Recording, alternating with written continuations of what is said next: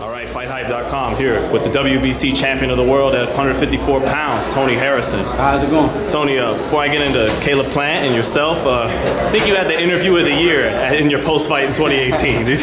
Did you wind up doing what you said you were going to do? Go to the club? You know what, like I said, my flight left at 4 in the morning. I enjoyed my family. I talked about the fight. You know, by the time I got done talking about the fight and hugging everybody, you know, I went right to the club, right to the airport, and went back to Detroit. Man, so no hoes at the club? No, none of that. So, but getting into your career, man, are you still thinking you give a rematch to Jermell Charlo, or are you looking elsewhere? No, I mean that's next. That's next on the list.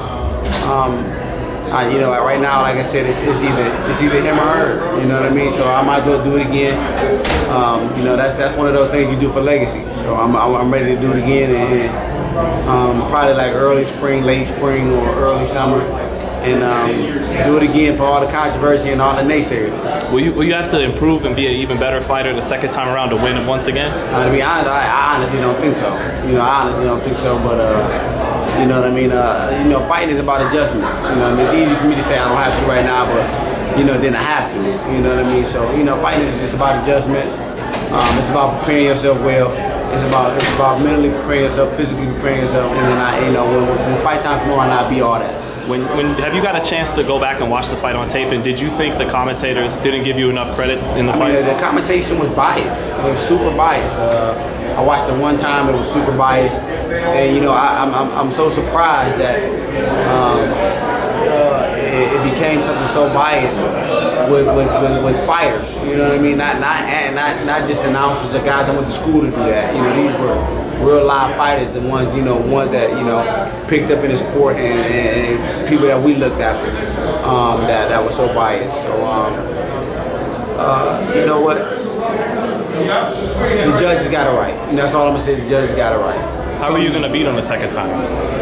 Like I said, it's just about adjustments. It's easy for me to say I can go out there and pressure him or go out there and box him again. You know, it's all about adjustments. You know, if he give me the same avenue, I'm gonna do the same thing. You know, if he give me something different, I'm gonna go do something different. Tony, were you surprised?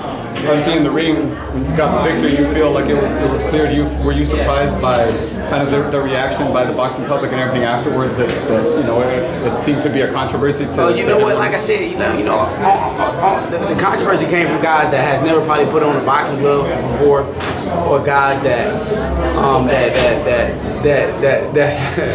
not fans of art of the sport. You know, everybody that's an art of the sport, Teddy Atlas, Keith Thurman, Terrence Crawford, you know, Andre Durrell, Anthony Durrell, you know, all those Sean Porter, that all those guys that students and teachers of the sport understood that you know, that's what a champion is supposed to look like that, and then I did what a champion is supposed to do. So, you know what I mean? All the judges got it right. You know what I mean? Like when you go into a fight and everybody say you got your ass beat, like shit, you got your ass beat. You know what I mean? But all the judges got it right.